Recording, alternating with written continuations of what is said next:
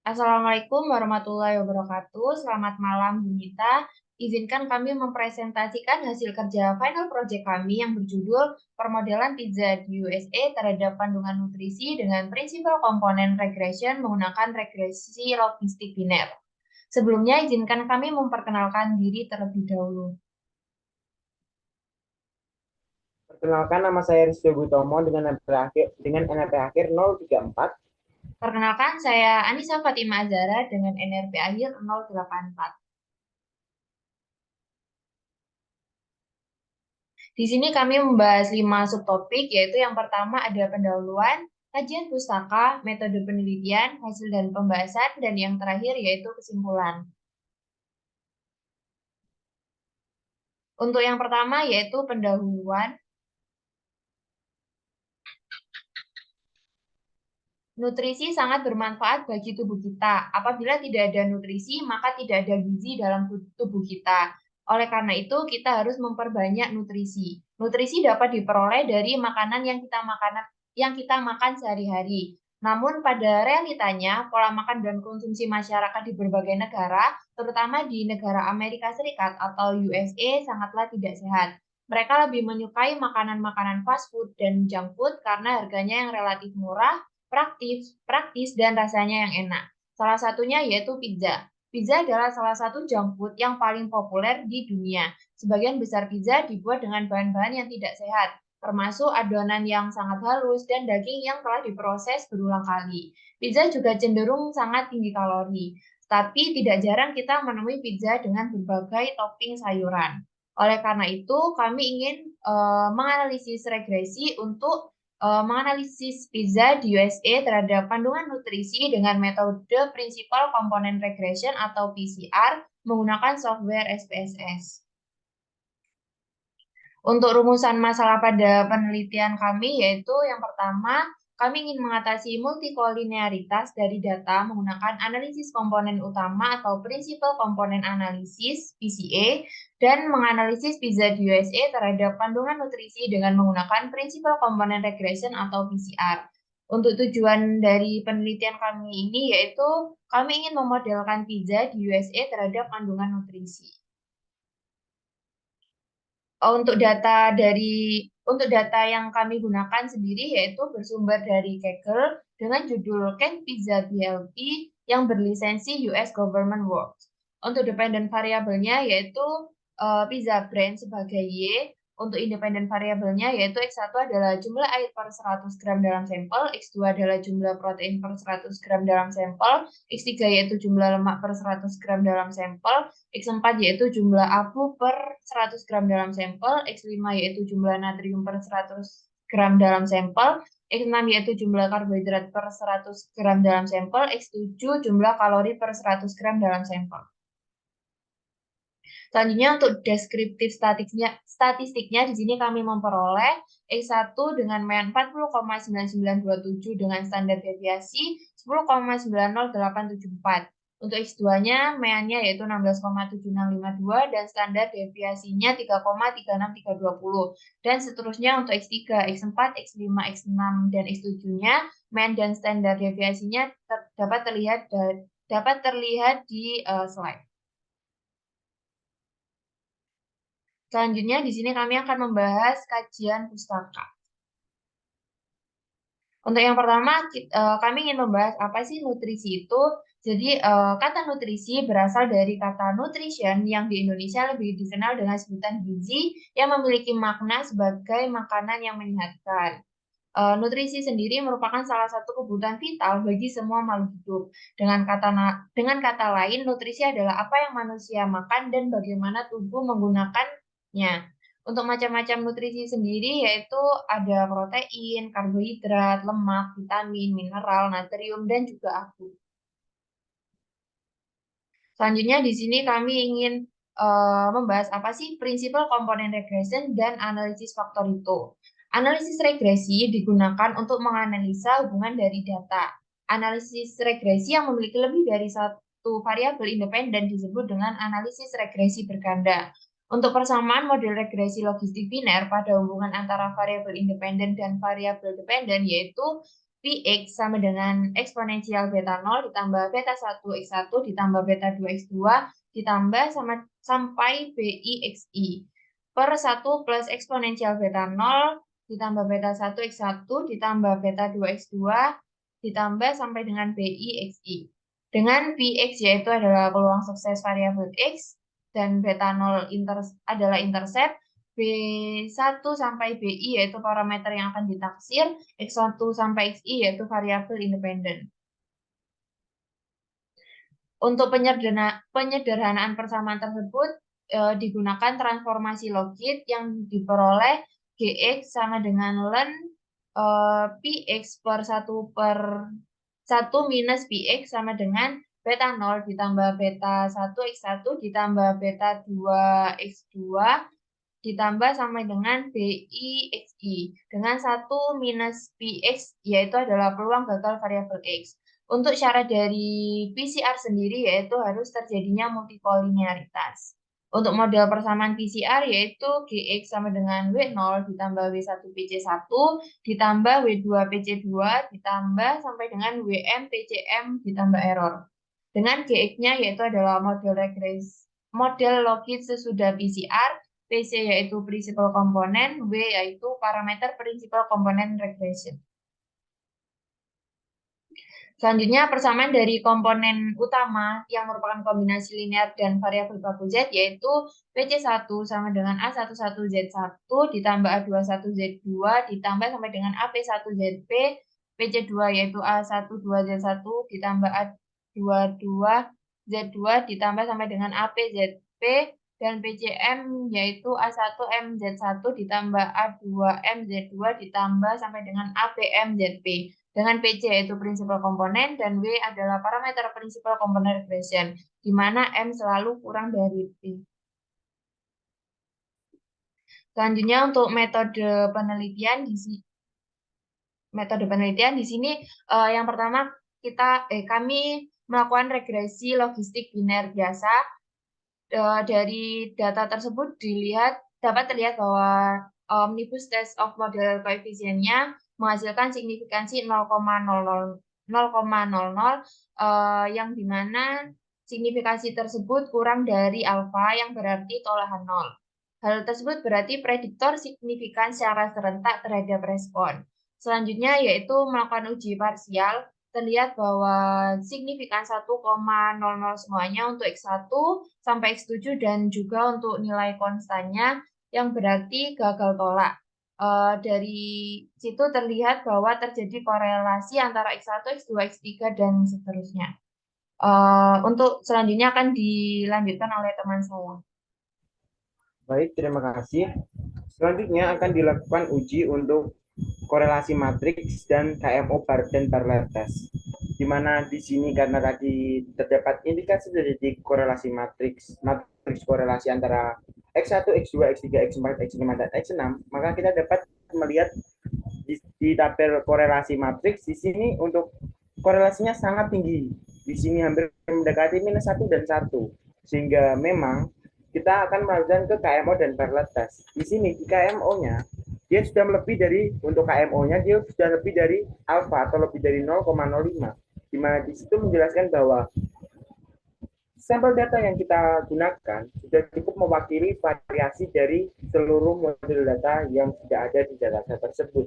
Dan yaitu kita dapat melakukan selanjutnya kita ke parallel test. Di sini sudah lebih dari 0,05, di mana dia ini kurang dari alfa, di mana di sini dapat diinterpretasikan bahwa di sini untuk matriks korelasinya sudah cukup signifikan, bahwa di situ juga dapat dibuktikan bahwa memang terjadi korelasi antara variabel prediktor satu dengan prediktor lainnya.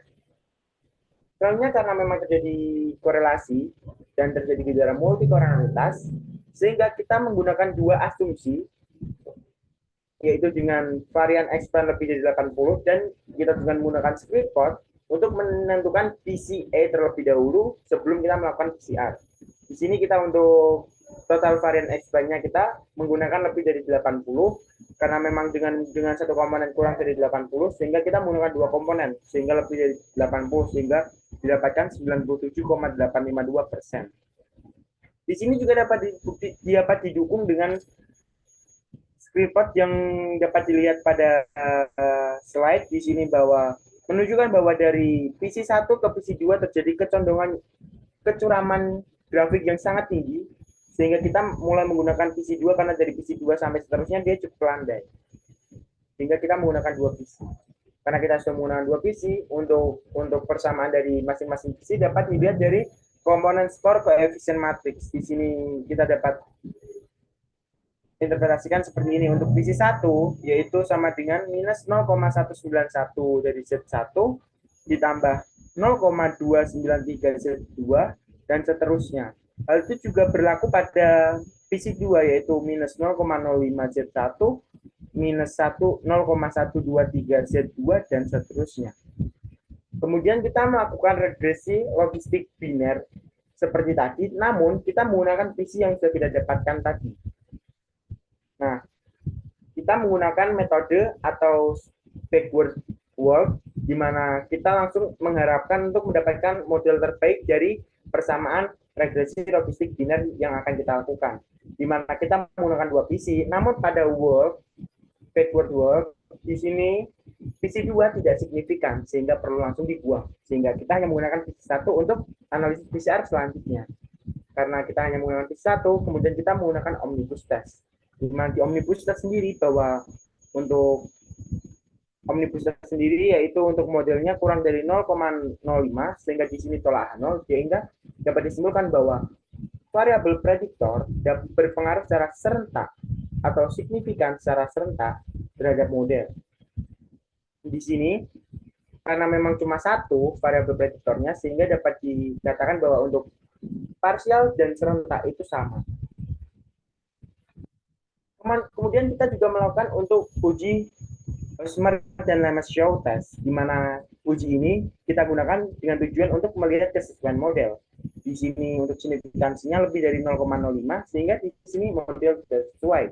Dan untuk model summary-nya di sini sudah dapat dilihat bahwa untuk model sudah mewakili 80,3% dari data, keseluruhan data, dan sisanya diinterpretasikan oleh model lain yang tidak ada dalam model kami. Selanjutnya kita juga melihat untuk tabel klasifikasi atau ketepatan klasifikasi dari model yang telah kita dapatkan. Di sini untuk ketepatannya juga sangat tinggi sekali. Di sini 93,3%. Jadi ini sudah menunjukkan bahwa baik. Nah, karena tadi kita mengatakan bahwa model logik itu adalah model penyederhanaan atau melinearkan dari model regresi logistik biner, sehingga kita untuk mempermudah dalam mengembalikan kembali ke model awal, sehingga kita menggunakan model logik, di mana untuk model logiknya dapat kita lihat bahwa 0,392 ditambah dikurangi 4,308 PC1. Kemudian kita tinggal mensubstitusikan PC1 terhadap persamaan yang sudah kita dapatkan tadi, sehingga model logiknya diperoleh 0,392 ditambah 0,823 Z1 dikurangi 1,262 Z2 dan seterusnya. Dari model logik yang kita dapatkan, karena tadi masih berupa Z, untuk mengembalikannya kita menggunakan standarisasi normal, di mana dengan rumus yaitu X1 dikurangi mean dari variabel X1 dibagi dengan standar deviasi dari variabel X1. Dan begitu juga berlaku pada X2, X3, X4, X5, X6, dan X7. Sehingga untuk model logiknya dapat diperoleh jadi 37,56012 ditambah 0,07544 X1 dikurangi 0,37524 X2 dan seterusnya. Sehingga kita dapat membentuk model regresi logistik binernya dengan memasukkan model logik tersebut pada persamaan di samping sini, yaitu Px sama dengan eksponensial dari model logik dibagi dengan 1 plus eksponensial dari model logik. Nah, dari model logik sendiri kita juga dapat melihat bahwa untuk X1 dia itu berkorelasi positif terhadap model, terhadap respon, terhadap respon, kemudian X3 juga terhadap respon juga positif, dan selanjutnya dia itu negatif. Kenapa saya menyampaikan hal tersebut? Karena hal ini juga kita akan bawa untuk ke selanjutnya. Nah, di sini sebagai contoh, untuk kenapa kita menggunakan X1 untuk X2, 4, 5, 6, dan 7? Karena memang yang positif itu hanya X1 dan 3. Apabila kita menggunakan X-nya itu sama, misalkan kita menggunakan 1, atau 10, atau 100 semuanya, maka akan diperoleh bahwa peluang untuk brand A dia itu satu, karena dia itu hampir mendekati satu. Sehingga biasanya dalam kalkulasi, baik itu dalam menggunakan Excel, menggunakan kalkulator, dan sebagainya, dia akan mendapatkan angka satu. Dan untuk brand B, dia akan mendekati sangat kecil sekali, mendekati nol. Sehingga untuk kita melihat perbedaannya, kami men-setting angka di mana untuk yang berkorelasi positif kita maksimalkan, dan untuk yang berkorelasi negatif kita minimalkan. Karena memang terjadi, karena yang positif itu hanya 2 dan yang negatif itu ada 5. Di sini dapat dilihat bahwa untuk brand A memiliki probabilitas yaitu 90,28 dari model tersebut, sehingga dan untuk B itu 9,71%. Di mana ini brand A itu adalah seperti probabilitas minimal yang bisa dimiliki A, dan yang brand B yang pada terlihat pada slide sini itu ada maksimum yang bisa dimiliki B. Seperti itu. Selanjutnya, kita akan melanjutkan kepada hasil dan pembahasan. Kita juga akan menganalisis faktor analisis, di mana kita dapat melihat di tabel rotate component matrix, di mana itu kita menggunakan Varimax untuk analisisnya, di mana untuk membaca tabel rotate component matrix, kita menggunakan nilai mutlak dari masing-masing komponen tersebut. Dan kita masukkan ke bagian, kita ambil yang bagian paling besar untuk dimasukkan ke komponen tersebut.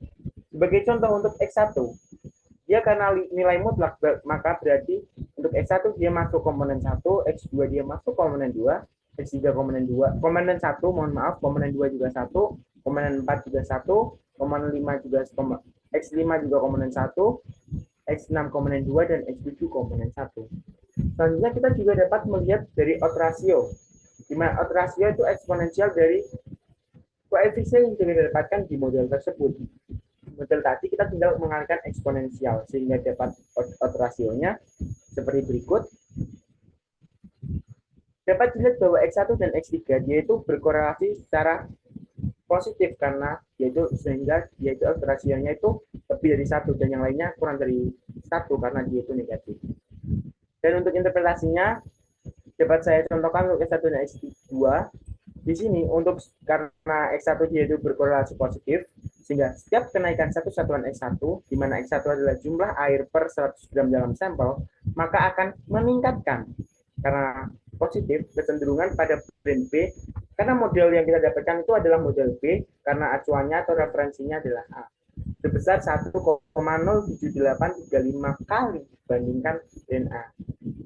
Untuk yang X2, karena dia berpengaruh negatif, kita dapat menginterpretasikan sebagai berikut, yaitu setiap kenaikan satu satuan X2, di mana X2 itu jumlah protein per 100 gram dalam sampel, maka akan menurunkan kecenderungan pada brand B sebesar 0,68712 kali dibandingkan brand A. Dan begitu pula seterusnya. Hal itu juga berlaku pada X2, X3, X4, X5, dan X6, dan X7. Sehingga kesimpulan yang akan kita dapatkan yaitu untuk variabel prediktor akan berkorelasi negatif terhadap respon kecuali X1 dan X3, di mana itu juga dapat dilihat pada odds ratio dan variabel model logit tersebut, di mana X1 dan X3 itu memiliki nilai positif. Dan selanjutnya untuk model regresi logistik biner yang kita dapatkan yaitu Px sama dengan eksponensial dari model logit dibagi dengan 1 plus eksponensial dari model logit, di mana model logit yang kita sudah dapatkan yaitu 37,56012 ditambah 0,07544x1 dikurangi 0,37524x2 dan seterusnya. Sehingga saran dari kami untuk kedepannya, karena kami hanya menggunakan 60 data dari dataset, untuk kedepannya mungkin untuk proyek kedepannya kita dapat menggunakan seluruh dataset yang sudah ada di PITSA yang sudah dikeluarkan oleh US Government Work, sehingga itu dapat menjadi regresi logistik multinomial, di mana itu dapat meregresikan atau memetakan dari banyak brand-brand pizza yang sudah ada di US sendiri. Demikian presentasi dari kelompok kami. Apabila ada kesalahannya kami mohon maaf. Wassalamualaikum warahmatullahi wabarakatuh. Terima kasih.